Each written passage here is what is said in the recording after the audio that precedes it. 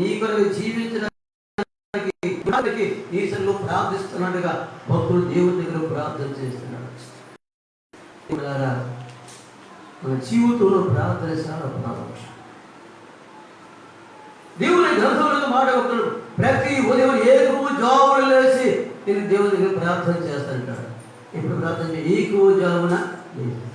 మనం ఏమనుకుంటే ప్రభు రాత్రి అంతా నిద్రపడు ప్రతి ఉదయం ఏకమున జామున లేచి నేను వెళ్ళిపోవాలి, ఆ డ్యూటీకి వెళ్ళిపోవాలి.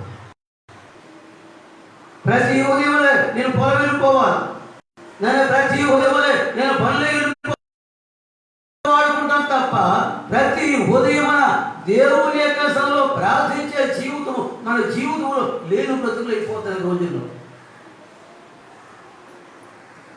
ప్రార్థన మన జీవితంలో ప్రారంభం. ఈ కుటుంబం కొరకు ప్రభు దగ్గర ప్రార్థించాలి. మీరు ఏమనుకుంటున్నారు? ఈ కరోనా పరీక్ష వల్ల అనేకులు చనిపోతున్నారు కదా. పురుషులు చనిపోతున్నారు, స్త్రీలు చనిపోతున్నారు, ఎవరు చనిపోతున్నారు, కొంత నరకానికి వెళ్ళిపోతున్నారు. బాధ ఎవరికి ఉందా చెప్పండి? బాధ లేకపోతే ప్రార్థన చేసేది కదా. బాధ లేకపోతే ప్రార్థన చేస్తున్నాడు. ఆవిడకి బాధ ఎవరనుకుంటాడు?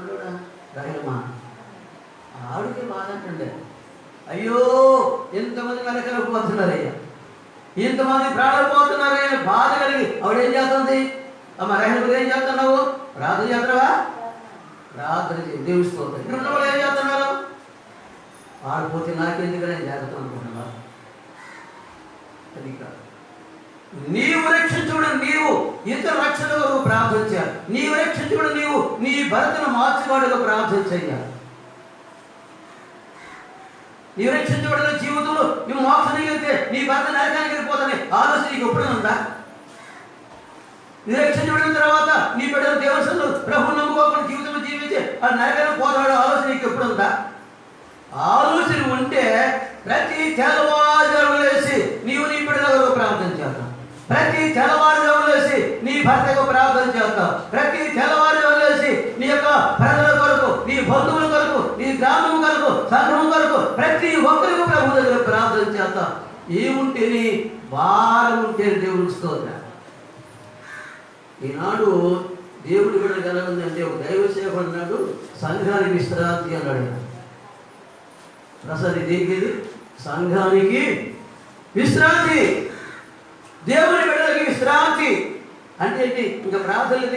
ఇంకా వాళ్ళకి ప్రార్థన లేదు. ఇంకా తింటమో త్రాగటమో సొంత వస్తుంటారు ఆగిరకూడదు. ప్రార్థన విశ్రాంతి.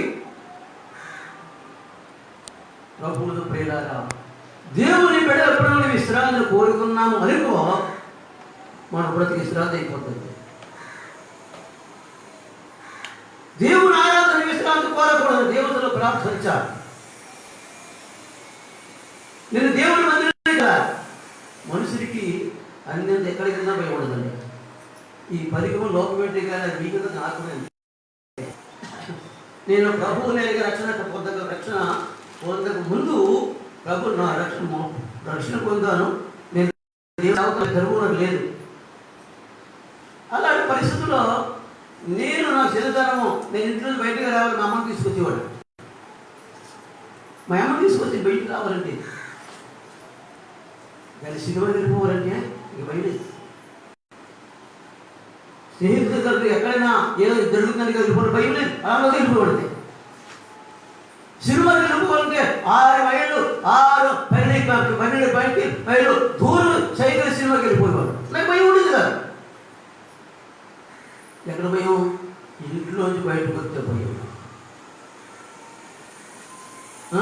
దేవుని సన్నిధి వచ్చే భయం. బాబు దేవుని ద్వారా రాత్రి ద్వారా నేను వెళ్ళు, నేను రాను భయం. ఎన్నింటి పాస్టర్ ఏముంటారు భయం. సినిమాకి వెళ్తే భయం ఉండదు. ఈనాడు సంఘం యొక్క పరిస్థితుల్లో కూడా అనేక ప్రజల యొక్క జీవితంలో బయటికి వెళ్తే భయం లేదు. నేను వదిలినాం బయటికి వెళ్తే ఎవరికి ఏ భయం కూడా లేదు. సారా కోసం చూడండి, లాగిచ్చి అది ముందు దొరుకుతున్నాడు. నాకు భయం అంతా ఓకే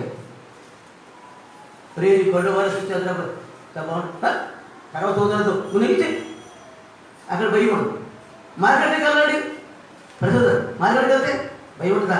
కూరగాయలకి వెళ్ళి మనకి కేకేస్తున్నాడు. ప్రాక్టీస్ మనం తెలుసుకోవాలి. భయం ఉండదా? పెళ్లికి వెళ్తాం, భయం ఉండదా? దేనికి భయం ఉండదండి. దేనికి భయం అంటే దేనికి భయం? దేవుని మందిరంలోకి వచ్చే భయమా? ఈ 10 పెట్టడిగిన మాట. దేవుని మందిరంలో కూడిన ప్రార్థన చేస్తే సావును దేవుడు మేలుగా మార్చేవాడు. దేవుడికి స్తోత్రం. దేవుడికి స్తోత్రం చేయాలి. నీ శ్రమలో ఉన్నావా? దేవుడితో ప్రార్థించి. బాధ కలిగిందా? దేవుడితో ప్రార్థన చేయి. అంతేగాని దేవుని యొక్క సన్నిధి కొద్ది నీకు భయం ఎందుకు కావాలండి?